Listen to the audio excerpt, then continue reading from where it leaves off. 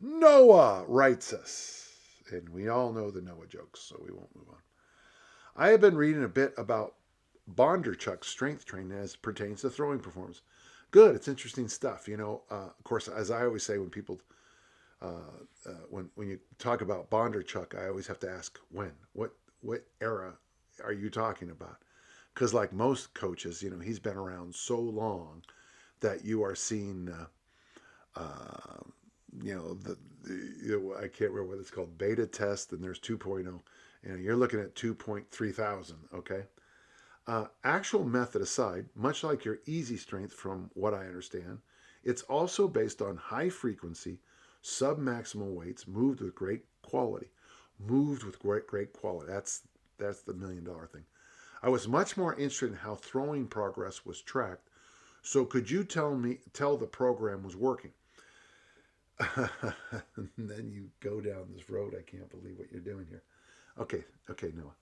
Would you do an athletic performance test like a throw, a mile run, a long jump? It's better than nothing. High jump? Every week, every other week. One of the things, one of the other Soviet coaches that I have great respect for, and I'd love to work with him. Interesting enough, his name is Boris Zaitchuk, and he was the first person ever to throw the hammer over 80 meters. He was born August 28th, 1947, which is fascinating because I was born August 28th, 1957. And there's a number of other great throwers that are born in this little cluster right around my birthday. So hats off to whatever happened uh, in the last few days of August to make people love throwing. Boris Zaitchuk did something that I think, and basically it's the same thing the Bulgarian national team did for years. And as I understand it, it's what the Chinese do, the Chinese Olympic lifters. So every day you work up to your max. What? And people just shrug. What do you mean by your max? Well, if it's a dreary, cold, lousy day, we warm up, and then I take 6 to 10 throws. We mark the best one, and that's my daily max. It's not a bad idea, by the way, to write down what that number is and include all the things like weather and if you're hungover or whatever. And then what Zaitchuk did, and we called this the Soviet drill, is that you would pull back. Now he was up to 10 meters, which is a long ways. 10 meters is a long ways for a thrower, but so let's say you're a 60-meter thrower, um, and it's a normal day, and so you go out there and you throw 52 meters. I think marking it back to 42 might be a little bit too far, but let's just stick with it, okay? And what you then do, okay, so you warmed up, you did 6 to 10 throws, best mark 52 meters. You then back up to 42. And then what you practice doing is see how easy you can hit 42 for maybe 30 throws.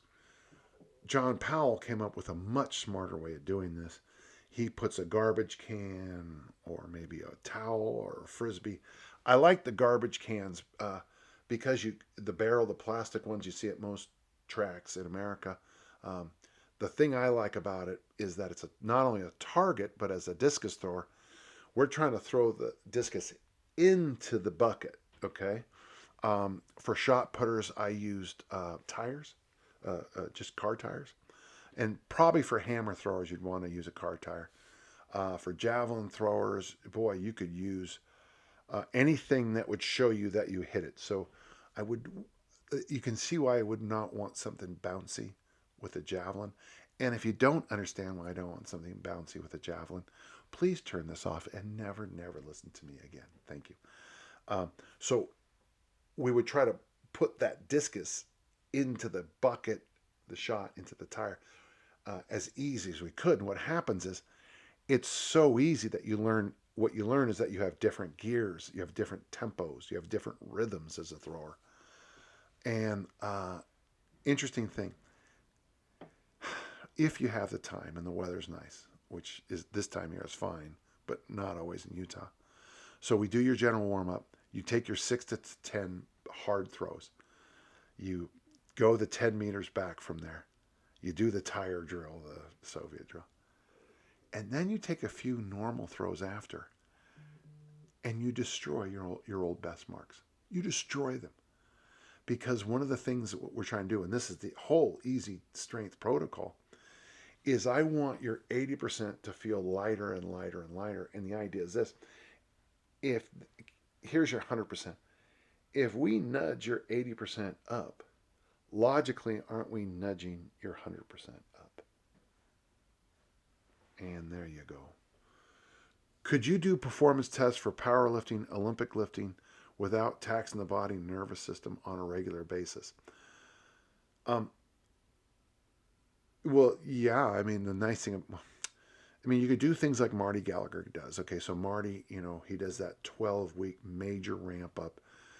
And please read Marty's book, Purposeful Primitive. And it's in Strong Medicine, but it's not as clear, I think, in Strong Medicine. Well, the roots are there for his linear training system.